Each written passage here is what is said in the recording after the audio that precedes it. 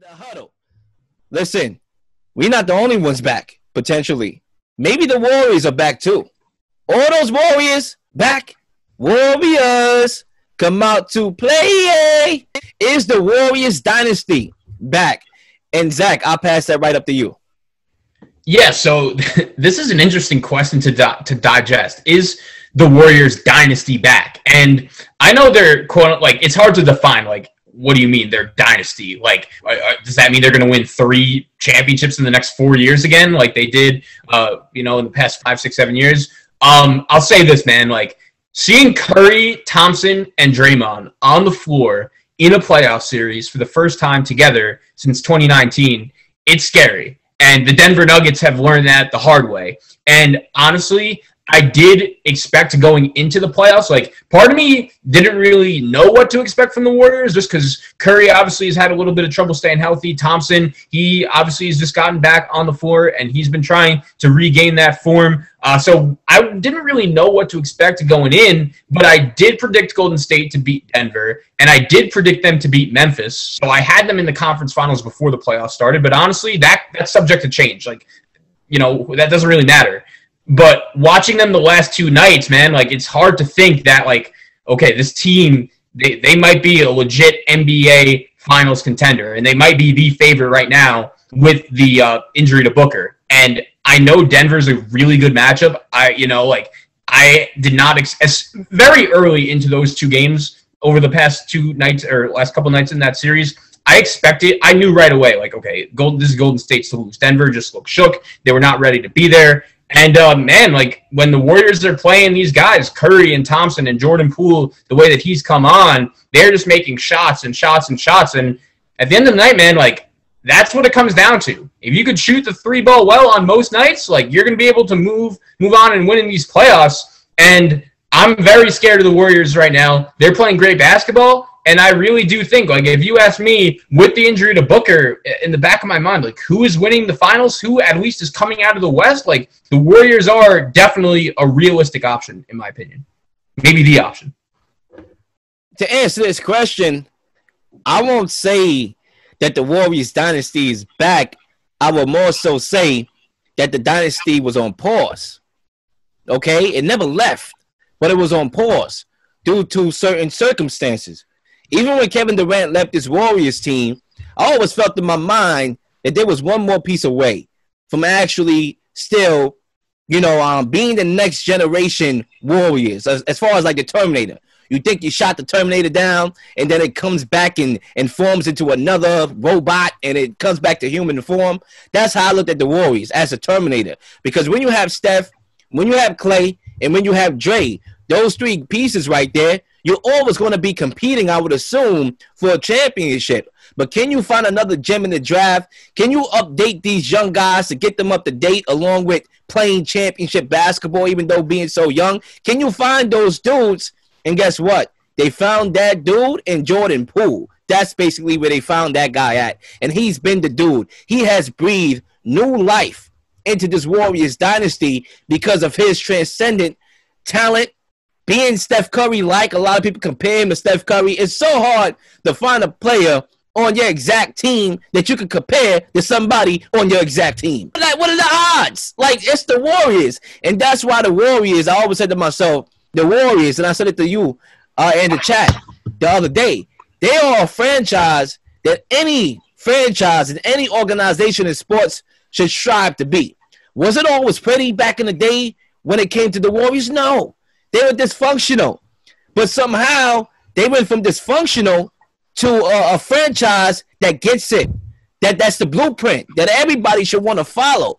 The way how they drafted Stephen Curry and Clay and Dre, those were all drafted guys. Those were not, we're going to trade for dudes. And no. Those were trusting in my evaluation of talent, and they got those guys there. Now, had they plugged in pieces along the way, like Kevin Durant, Andrew Wiggins, of course they did. That's what you're supposed to do, right? But at the end of the day, they won before Kevin Durant got there. They won before Wiggins got there. Now those guys are just, carrying the torch of a dynasty. And Jordan Poole right now is doing that. You have 3 legit dudes on your team that can drop 30 each in the same game. And Curry, Klay Thompson, and Poole. Okay, he became the newest member of the Splash Brother. Here we go, talking about Jordan Poole. Now, when you talk about this small ball lineup that everybody is trying to find a name to call this lineup is so good that we don't even have a name for it. People calling it the Splash lineup, the Det lineup, the whatever, GSW lineup, whatever you call that five, where you have Poole running point, where you have Clay and Steph moving off ball, and you had Dre running the five, and you had Wiggins at the four. Whatever that lineup is, whatever you call it, is a lethal lineup. Now, granted, like all things in life, nothing is perfect. It does comes with some limitations. Defensively and rebounding is your biggest limitations. The Warriors are a small team at heart anyway, even if they go big. Big for them is still small.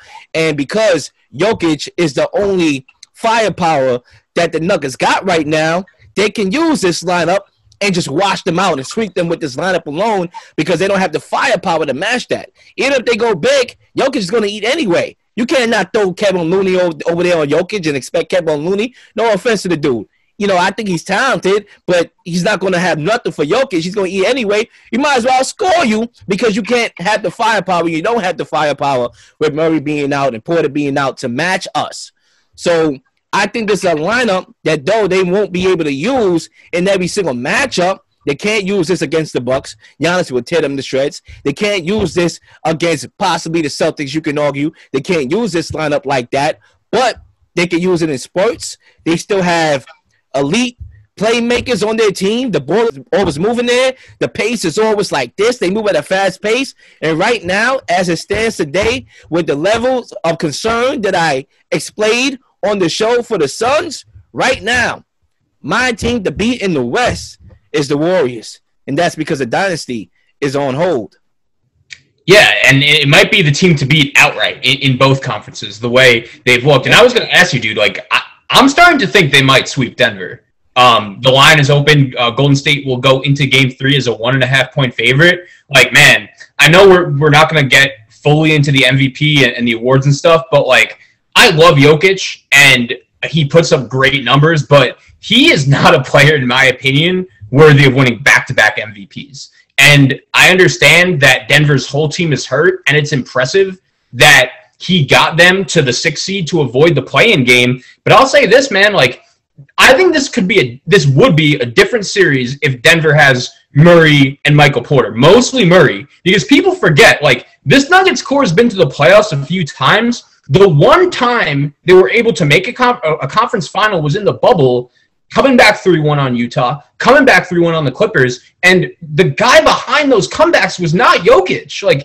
It was Murray. He was the best player on the floor in really the closing games of all of those series. And looking at Jokic, if you're telling, not very few guys have won back-to-back MVPs, and I know it's a regular season award, but, if Jokic is as great as everyone's telling me, Denver's not getting swept this year by Golden State. They're not getting swept last year by Phoenix, and I know, once again, it sucks. The injuries have gotten to Denver, and I think when they're healthy, this team is good enough to make a finals. But I think a lot of that has to do with Jamal Murray, and we saw it in the bubble, the way he played in those two comebacks, and now I'm looking at Denver, they're getting swept, in my opinion. And a lot of that has to do with the Warriors, and I know they're at a huge talent disadvantage, but once again, I noticed very early in games 1 and 2, these games are over. Denver has no chance. And going into games 3 and 4, I'm really liking the Warriors to win, not going to lie.